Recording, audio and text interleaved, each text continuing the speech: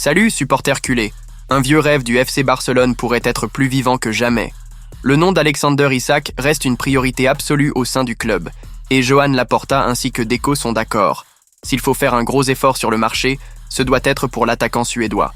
Le Barça travaille activement pour consolider son effectif actuel, en sécurisant des prolongations de contrats importantes comme celles de Pedri, Gavi, Ronald Araujo et Cubarsí.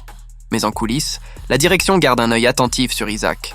Depuis son passage à la Real Sociedad, il est suivi de près, et son évolution en Premier League n'a fait que renforcer l'idée qu'il a tout pour porter le maillot blaugrana. Laporta est un grand partisan de son recrutement, et Deco partage cette vision. À 25 ans, Isak est devenu un attaquant complet. En plus d'évoluer en pointe, il peut également jouer sur les ailes et correspond parfaitement au style de jeu du FC Barcelone.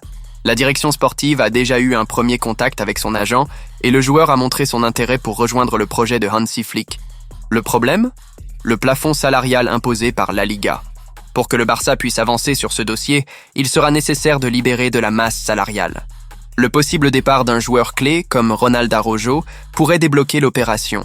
Pendant ce temps, Deco continue de travailler en coulisses pour rendre possible l'arrivée d'Isak, qui pourrait être la grande recrue de l'été prochain.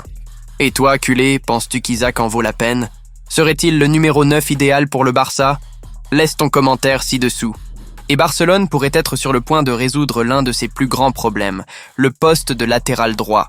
Et le nom du moment est Vanderson, de Monaco. Le Brésilien de 23 ans est sur les radars du club depuis un bon moment et maintenant Deco veut l'amener définitivement au Spotify Camp Nou. L'histoire entre Vanderson et le Barça ne date pas d'aujourd'hui. Dès 2022, alors que Deco était encore consultant externe, il recommandait déjà le latéral comme un joueur au pur ADN blaugrana.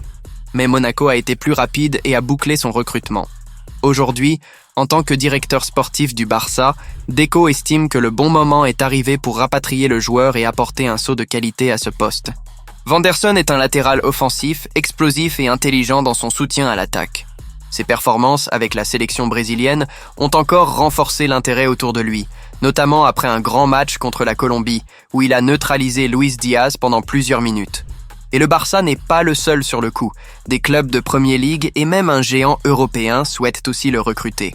Le Barça a déjà entamé les discussions en coulisses, mais le transfert dépend du fair play financier et du départ de certains joueurs.